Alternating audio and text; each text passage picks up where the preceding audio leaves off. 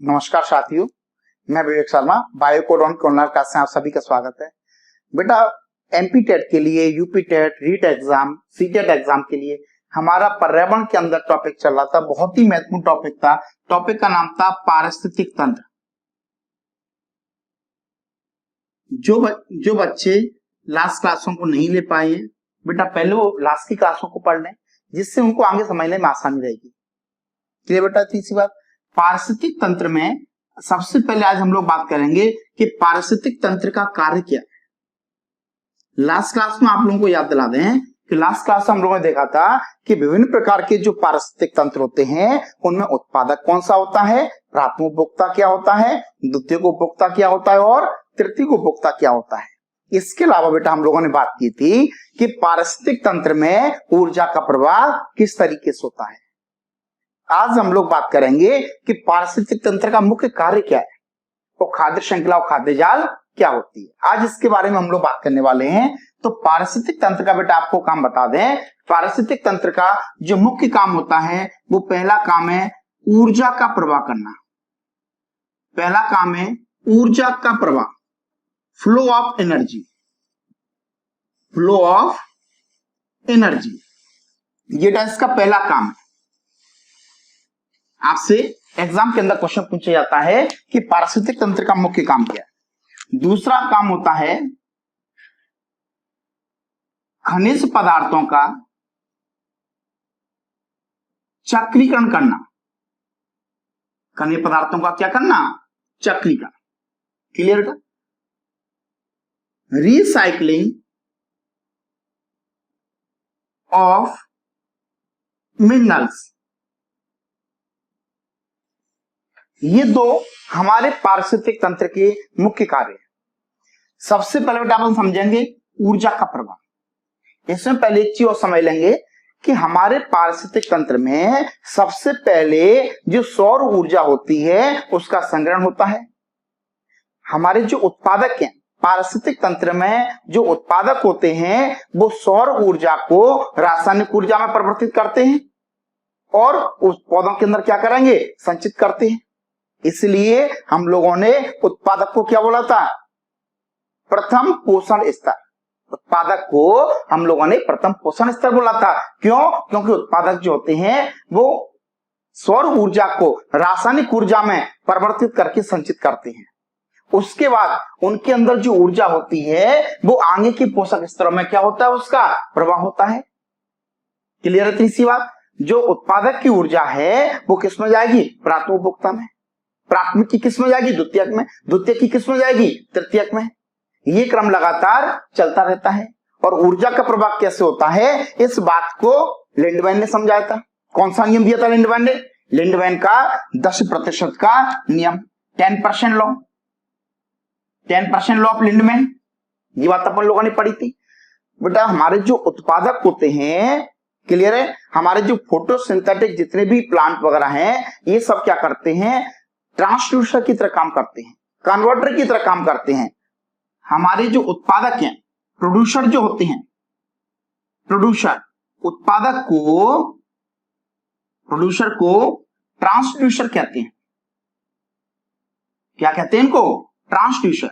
यह इन्हीं का दूसरा नाम है कन्वर्टर। इस बात को याद रखना है।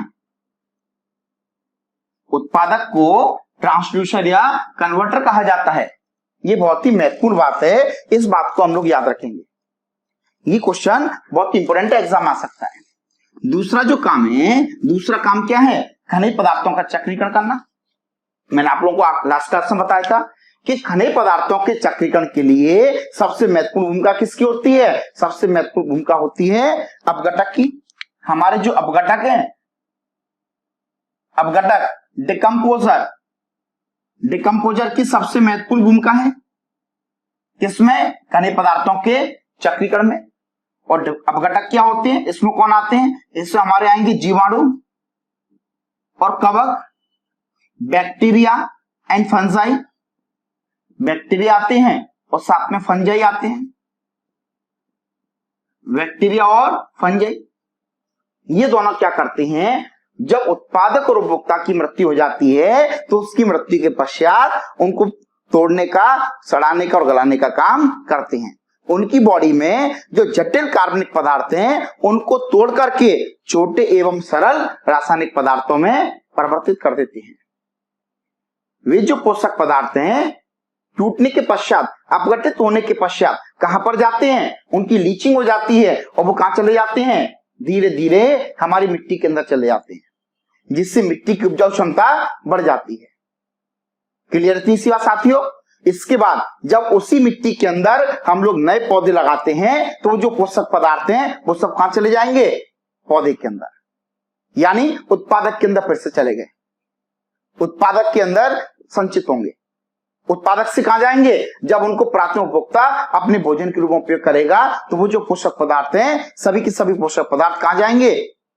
सभी के सभी मतलब क्या है? जितना प्रवाह होना होता है, जितना आगे प्रवाह होना होता है वो सब कहां जाएंगे? प्राथमिक उपभोक्ता में। प्राथमिक से कहां जाएंगे? द्वितीयक में। द्वितीयक से कहां जाएंगे? तृतीयक में। फिर से इनकी मृत्यु होगी, फिर से इनका अपघटन होगा, तो जो खनिज पदार्थ हैं फिर से मिट्टी के अंदर आएंगे। पारिस्थितिक तंत्र में ये जो सिस्टम है ये लगातार इसी प्रकार से चलता रहता है। इससे हम लोग कहते हैं खनिज पदार्थों का चक्रीकरण। इसी का एक नाम और है, बहुत ही महत्वपूर्ण नाम है, याद रखना है, जैव भू रासायनिक चक्र। जैव भू रासायनिक चक्र, जैव भू रासायनिक चक्र कहते हैं। जैव मतलब जीवों के द्वारा चलने वाला, भू मतलब जीव और पृथ्वी, भू मतलब पृथ्वी, इनके मध्य रासायनिक पदार्थों का क्या होता है? चक्रीकरण।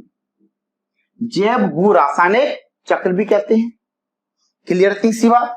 तो ऊर्जा का प्रवाह, ऊर्जा का प्रवाह होता है। दूसरा खनिज पदार्थों का चक्रीकरण। इसमें सबसे महत्वपूर्ण भूमिका किसकी है? अपघटक की है, डिकम्पोजर की इसमें सबसे महत्वपूर्ण भूमिका होती है। बेटा जो हमारे खनिज पदार्थों का चक्रीकरण और ऊर्जा का प्रवाह दोनों को एक साथ मिलाकर के हम लोग कहते हैं पारिस्थितिक तंत्र गति विज्ञान का हृदय।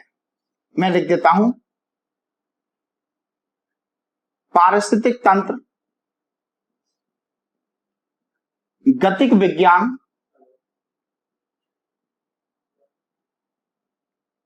का हृदय, उसका हार्ट कहते हैं उसे अपन। उसका क्या कहते हैं अपन? हार्ट कहते हैं, या इसी का मुख्य प्रक्रिया कहते हैं, मुख्य प्रक्रिया कहा जाता है। इस बात को साथियों आपको याद रखना है, ऊर्जा का प्रवाह और खनिज पदार्थों का चक्रीकरण दोनों को एक साथ मिलाकर कहते हैं पारिस्थितिक तंत्र गतिक विज्ञान का हृदय या मुख्य प्रक्रिया। इंग्लिश में इसी को कहते हैं इकोसिस्टम डायनामिक्स। क्या कहेंगे इसको? इकोसिस्टम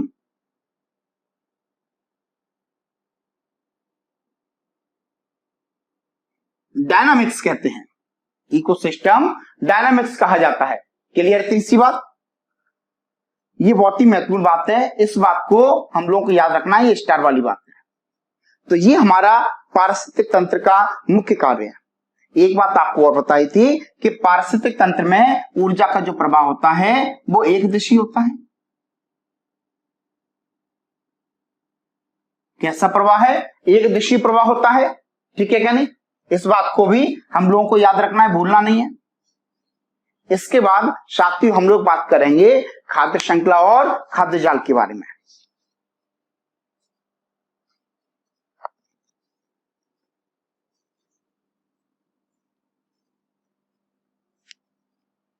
सबसे पहले हम लोग बात करेंगे खाद्य श्रृंखला के बारे में। खाद्य श्रृंखला, फूड चेन कहते हैं इसको। खाद्य मतलब भोजन और श्रृंखला मतलब उसका चेन, यानी हमारे पारिस्थितिक तंत्र में उत्पादक से लेकर के तृतीयक उपभोक्ता तक भोजन के स्थानांतरण का या ऊर्जा के स्थानांतरण का ये जो क्रम है, इसी क्रम को, इसी सीक्वेंस को, है ना, या इसी चेन को हम लोग क्या कहते हैं? खाद्य श्रृंखला कहते हैं। कहां से कहां तक? उत्पादक से लेकर के उच्च उपभोक्तापन बोले। कहां तक बोले? उत्पादक से लेकर के उच्च उपभोक्ता तक भोजन के स्थानांतरण का या ऊर्जा के स्थानांतरण का जो क्रमबद्ध चेन है, उसकी जो श्रृंखला है, उसी को हम लोग क्या बोलेंगे? खाद्य श्रृंखला बोलेंगे। क्लियर? तीसरी बात, कोई सा भी पारिस्थितिक तंत्र हो, उस पारिस्थितिक तंत्र के अंदर कई खाद्य श्रृंखला होती हैं। किसी एक पारिस्थितिक तंत्र के अंदर कई खाद्य श्रृंखला होती है। ध्यान रखना, किसी भी पारिस्थितिक तंत्र के अंदर या पारतंत्र के अंदर खाद्य श्रृंखलाएं जितनी ज्यादा होंगी, वो पारिस्थितिक तंत्र उतना ही ज्यादा स्थायी होता है। बात समझ में आ रही है नहीं? किसी भी पारिस्थितिक तंत्र के अंदर खाद्य श्रृंखलाएं जितनी ज्यादा होंगी, वो पारिस्थितिक तंत्र उतना ही ज्यादा स्थायी होगा। बड़े पारिस्थितिक तंत्रों में हमको खाद्य श्रृंखलाएं ज्यादा देखने को मिलती हैं और छोटे पारिस्थितिक तंत्रों में हमको खाद्य श्रृंखलाएं छोटी देखने को मिलेंगी। खाद्य श्रृंखला जितनी ज्यादा और जितनी बड़ी होगी उतनी ज्यादा अच्छी होगी। क्लियर? तीसरी बात, जिससे कि हमारा जो एक सिस्टम है, हमारे वातावरण का जो सिस्टम है वो मेंटेन बना रहता है। उसी को हम लोग कहते हैं खाद्य श्रृंखला। क्या कहेंगे उससे अपन लोग? खाद्य श्रृंखला कहते हैं। खाद्य श्रृंखला में जो भोजन होता है वो एक ट्रॉपिक लेवल से दूसरे ट्रॉपिक लेवल तक जाएगा। जैसे बेटा अपन उत्पादक का हमने नाम दिया था T1। उत्पादक को कौन लेगा? प्राथमिक उपभोक्ता। उत्पादक को कौन लेंगे? प्राथमिक उपभोक्ता लेंगे। इसको हमने नाम दिया था T2। प्राथमिक उपभोक्ता जो होते हैं ये द्वितीय पोषण स्तर में आते हैं, इस बात को ध्यान रखना है। उत्पादक जो होते हैं ये प्रथम पोषण स्तर में आते हैं। इसके बाद बात आती है द्वितीयक उपभोक्ता। द्वितीयक उपभोक्ता, इसको हम लोगों ने तृतीय पोषण स्तर में रखा हुआ है। उसके बाद तृतीयक उपभोक्ता या सर्वोच्च उपभोक्ता, इसको हम लोगों ने T4 चतुर्थ पोषक स्तर के अंतर्गत रखा है। इस बात को आपको ध्यान रखना है। इसी बात में मैं आपको कुछ एग्जाम्पल दे देता हूं, वो एग्जाम्पल्स आपको ध्यान रखने हैं। जैसे बेटा, जैसे मान के चलो अपना घास के मैदान का पारिस्थितिक तंत्र है। घास के मैदान का पारिस्थितिक तंत्र है। घास के मैदान का पारिस्थितिक, इसमें कई खाद्य श्रृंखला हमको देखने को मिलेगी। किस तरीके से देखने को मिलेगी देखें ध्यान से। जैसे बेटा घास के मैदान में खाद्य श्रृंखला हो सकती है कि घास है, घास को खाया टिड्डे ने, टिड्डे को खाया मेढक ने, मेढक को खाया सांप ने, और सांप को खा गया बाज। सांप को कौन खा गया? बाज खा गया। तो ये खाद्य श्रृंखला हमको देखने को मिलेगी। इस बात को ध्यान रखना आपको। ये भी हो सकता है कि घास को खाया, घास को कौन खा जाएगा? टिड्डा खा जाएगा। घास को कौन खाएगा? टिड्डा। टिड्डे को खाएगी छिपकली, छिपकली को सीधा कौन खा जाएगा? बाज। ये भी हमको देखने को मिल सकता है। बेटा हमको खाद्य श्रृंखला जो खाद्य श्रृंखला है उसमें अपन को ये भी देखने को मिल सकता है कि घास को सीधा खाया चूहे ने, चूहे को खा गया सांप, और सांप को कौन खा गया? बाज। ये भी हमको देखने को मिल सकता है। क्लियर? तीसरी बात, इसके अलावा बेटा अपन को ये भी देखने को मिल सकता है कि घास है, घास को खाया टिड्डे ने, इस टिड्डे को खा गई छिपकली, छिपकली को खा गया सांप, सांप को किसने खा लिया? मोर ने, और मोर को कौन खा गया? बाज। तो ये भी खाद्य श्रृंखला हमको देखने को मिल सकती है। यानी एक पारिस्थितिक तंत्र के अंदर हमको कई प्रकार की खाद्य श्रृंखलाएं देखने को मिलती हैं। इस बात को हमको ध्यान रखना है। इनमें जो सर्वोच्च उपभोक्ता है, अपन ने सबको किसको रखा है? सब में एक ही रखा है, बाज। सेम इसी प्रकार से बेटा अपन, ये तो घास के मैदान है, अपन वन की भी बात कर सकते हैं। वन का पारिस्थितिक तंत्र, वन का पारिस्थितिक तंत्र, इसकी भी खाद्य श्रृंखला होगी। वन में कैसे? वन में बेटा उत्पादक कौन होंगे? घास व वृक्ष, घास व वृक्ष होंगे। इनको खाने वाले कौन होंगे? इनको खाने वाले खरगोश हो सकते हैं। ठीक है ना। इनको खाने वाला कोई पक्षी भी हो सकता है, जैसे तोता गिलहरी भी हो सकते हैं, पक्षी या तोता गिलहरी, बंदर वगैरह भी हो सकते हैं, हिरण भी हो सकता है। बेटा इस प्राप्त उपभोक्ता को कौन खाएगा? बेटा इनको खाने वाले कुत्ता है, भेड़िया है, लोमड़ी है, ये सब हो सकते हैं। इनको खाने वाले कौन होंगे? शेर, चीता, बाज, ये सब इनको खाने वाले होंगे। बेटा इसी प्रकार से जो खाद्य श्रृंखला है ये हमको तालाब की भी देखने को मिल सकती है। तालाब पारिस्थितिक तंत्र, तालाब का पारिस्थितिक तंत्र, इसमें भी हमको खाद्य श्रृंखला देखने को मिलेगी। इसमें हमको किस तरीके से मिलेगी? तालाब के अंदर बेटा शैवाल होते हैं, ध्यान रखना है। शैवाल को खाने वाले कौन होंगे? जंतु प्लवक। इनको खाने वाली कौन होंगी? छोटी मछली। और छोटी मछली को कौन खाएगा?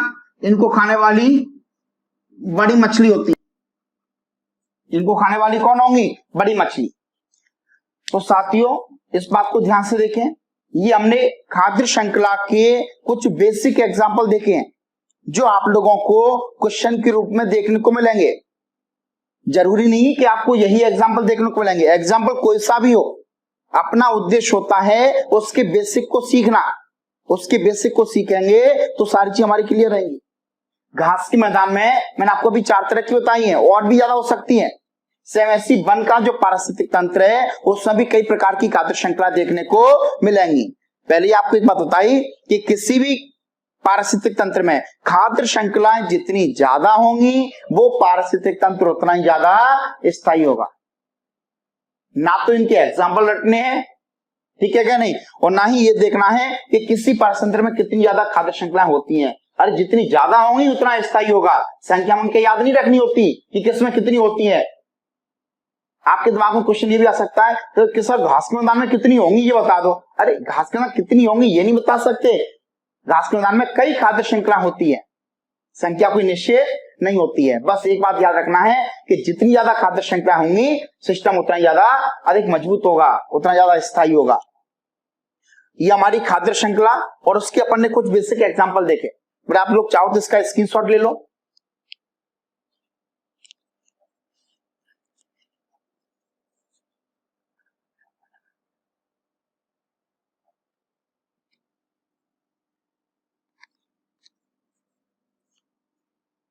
साथियों इसी के साथ हम लोग बात करेंगे कि खाद्य श्रृंखला कौन कौन से प्रकार की होती है।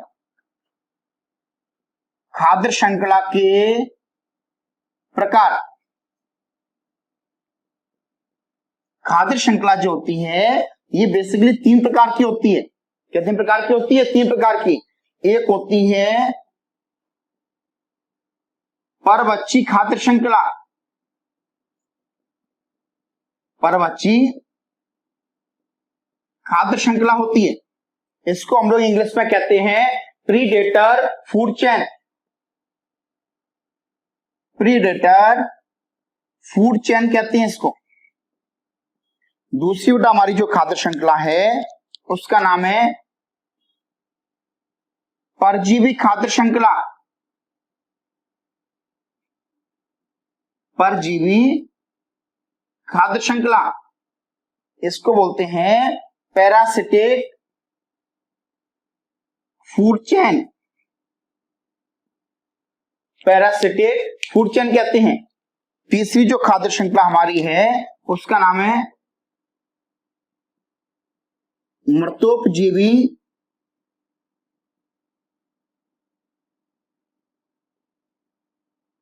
खाद्य श्रृंखला, सैप्रोफाइटिक फूड चेन। इन तीनों के ऊपर एग्जाम के अंदर क्वेश्चन आ चुका है। परवच्छी खाद्य श्रृंखला, प्रीडेटर फूड चेन का मतलब होता है ऐसी खाद्य श्रृंखला जो हरे पौधों से चालू होकर, ऐसी खाद्य श्रृंखला जो हरे पौधों से चालू होकर छोटे जीवों से होते हुए कहां तक जाती है? बड़े जीवों तक जाती है। ऐसी खाद्य श्रृंखला जो हरे पौधों से चालू होकर छोटे जीवों से होते हुए बड़े जीवों की ओर जाती है, उसे हम लोग क्या कहते हैं? प्रीडेटर फूड चेन कहते हैं, परभक्षी खाद्य श्रृंखला कहते हैं। दूसरी हमारी है परजीवी खाद्य श्रृंखला। ये क्या होती है? ये वो खाद्य श्रृंखला है जो बड़े जीवों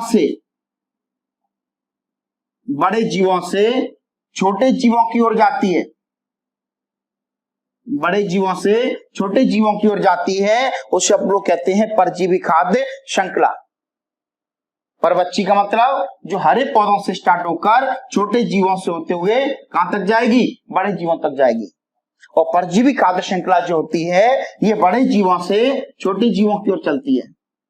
और मृतोपजीवी खाद्य श्रृंखला, इसका मतलब होता है ये खाद्य श्रृंखला मृत जीवों से, ये कहां से कहां तक चलेगी?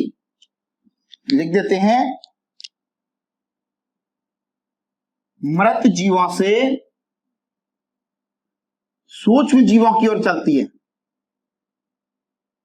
मृत जीवों से सूक्ष्म जीवों की ओर चलती है। इससे हम लोग कहते हैं मृतोपजीवी खाद्य श्रृंखला। क्लियर है? बात से हमारी क्या नहीं? तो तीनों प्रकार की खाद्य श्रृंखलाओं को हमको याद रखना है, परभक्षी, परजीवी और मृतोपजीवी। इसके अलावा साथियों हम लोग बात करेंगे खाद्य जाल की, कि खाद्य जाल क्या होता है। जब किसी भी पारिस्थितिक तंत्र की कई खाद्य श्रृंखलाएं आपस में इंटरलॉक्ड हो जाती हैं, आपस में अंतर्ग्रथित हो जाती हैं, आपस में जुड़ जाती हैं, तब उससे हम लोग कहते हैं खाद्य जाल, फूड वेब कहते हैं। खाद्य जाल कहते हैं, फूड वेब कहते हैं। बात से हमारी है, जब कई प्रकार की खाद्य श्रृंखलाएं, जब किसी भी एक पारिस्थितिक तंत्र की कई प्रकार की खाद्य श्रृंखलाएं आपस में इंटरलॉक्ड हो जाती हैं, इंटरलॉकिंग कर लेती हैं, आपस में जुड़ जाती हैं, तब हम उसे क्या कहेंगे? खाद्य जाल कहते हैं। अब बेटा आप ही लोग बताओ, खाद्य श्रृंखला ज्यादा स्थायी होगी कि खाद्य जाल स्थायी होगा? सोच के बताएं, स्थायी कौन ज्यादा होगा? खाद्य जाल। एक पारिस्थितिक तंत्र के अंदर कई खाद्य श्रृंखलाएं, खाद्य श्रृंखला में उत्पादक से लेकर तृतीय उपभोक्ता तक अगर कोई एक बीच की लिंक टूट जाए तो वो खाद्य श्रृंखला क्या होगी? बेकार हो जाएगी, अस्थायी हो जाएगी। लेकिन खाद्य जाल में बहुत सारी खाद्य श्रृंखलाएं एक दूसरे के साथ इंटरलॉक्ड है। अगर उनमें से कोई एक ब्रांच टूट के अलग हो जाए, अगर उसका एक किसी खाद्य श्रृंखला का कनेक्शन टूट जाए तो पूरा खाद्य जाल बेकार नहीं होगा। सेम इसी प्रकार से समझ लें, आप लोग तो पर्यावरण पढ़ते हैं कि एक घर ज्यादा स्थायी होता है, एक परिवार ज्यादा स्थायी होता है कि समाज अधिक स्थायी होता है? समाज अधिक स्थायी होता है। क्यों? समाज जो है वो कई परिवारों से मिलकर के बना है। अगर एक कोई परिवार टूट जाता है तो समाज पर उसका कोई बहुत ज्यादा असर नहीं पड़ेगा। समाज में अगर किसी एक परिवार में 4 सदस्य हैं, अगर उसका एक सदस्य टूट जाए तो परिवार असंतुलित हो जाएगा, अनबैलेंस हो जाएगा, वो प्रभावित होगा। लेकिन पूरे समाज में अगर कोई एक परिवार टूट जाए तो समाज पर कोई बहुत ज्यादा अंतर नहीं पड़ता है। सेम इसी प्रकार से किसी भी पारिस्थितिक तंत्र के अंदर हमेशा हमको क्या देखने को मिलेगा? हमको खाद्य जाल देखने को मिलता है, फूड वेब देखने को मिलेगा, फूड वेब खाद्य जाल देखने को मिलता है। बेसिक जो याद रखने वाली बात यह है कि खाद्य श्रृंखला में ऊर्जा का जो प्रवाह होता है, खाद्य श्रृंखला में ऊर्जा का जो प्रवाह होता है वो एक दिशीय होता है। और खाद्य श्रृंखला में और खाद्य जाल में जो ऊर्जा का प्रवाह होता है वो बहुदिशीय होता है। खाद्य श्रृंखला में ऊर्जा का प्रवाह एक सरल रेखा में होता है, एक निश्चित पथ पर होता है, और खाद्य जाल में ऊर्जा प्रवाह का जो पथ है वो अनियमित होता है। खाद्य श्रृंखला व्यवहारिक नहीं है, खाद्य श्रृंखला व्यवहारिक नहीं है, और खाद्य जाल कैसा होता है? व्यवहारिक होता है। जैसे बेटा अभी अपन ने एक घास के मैदान के पारिस्थितिक तंत्र देखा था, उसमें 4 प्रकार की खाद्य श्रृंखलाएं देखी थी। जब ये चारों प्रकार की खाद्य श्रृंखलाएं आपस में जुड़ जाएंगी या सभी प्रकार की खाद्य श्रृंखला आपस में जुड़ जाएंगी तो क्या बन जाएगा? खाद्य जाल बन जाएगा। वो अधिक स्थायी है, वो व्यवहारिक है, वो हमको देखने को मिलेगा। किसी पारिस्थितिक तंत्र के अंदर हमको हमेशा खाद्य जाल ही देखने को मिलता है, खाद्य श्रृंखलाएं तो उसके अंदर है ही, लेकिन वो जो सिस्टम बना हुआ है वो किसकी वजह से? जाल की वजह से। तो बेसिक अंतर क्या है? खाद्य श्रृंखला में ऊर्जा का प्रवाह एक दिशीय होता है और खाद्य जाल में ऊर्जा का प्रवाह बहुदिशीय होता है। यानी ऊर्जा प्रवाह का जो पथ है वो अनियमित है। ऊर्जा प्रवाह का पथ कैसा है? अनियमित है। क्लियर इतनी सी बात। खाद्य श्रृंखला व्यवहारिक नहीं होती है और खाद्य जाल जो होता है वो व्यवहारिक होता है। खाद्य श्रृंखला कम स्थायी होती है और खाद्य जाल अधिक स्थायी होता है। साथियों, इतनी सी बातों को आपको खाद्य श्रृंखला और खाद्य जाल के अंदर याद रखना है। यहां से बहुत ही महत्वपूर्ण प्रश्न हमारे जितनी भी संविदा शिक्षक की भर्ती हैं, जितनी भी टीचर की भर्ती हैं, उन सभी के अंदर यहां से बहुत ही महत्वपूर्ण प्रश्न पूछे जाते हैं। अगली क्लास में बेटा हम लोग इस टॉपिक की कुछ बेसिक बातों के बारे में और बात करेंगे, जैसे उत्पादकता क्या होती है, प्राथमिक उत्पादकता क्या है, ठीक है कि नहीं, शुद्ध प्राथमिक उत्पादकता क्या होती है, कुछ इस प्रोडक्टिविटी के बारे में बात करेंगे और कुछ आपको महत्वपूर्ण पॉइंट बता करके इस टॉपिक को क्लोज करेंगे।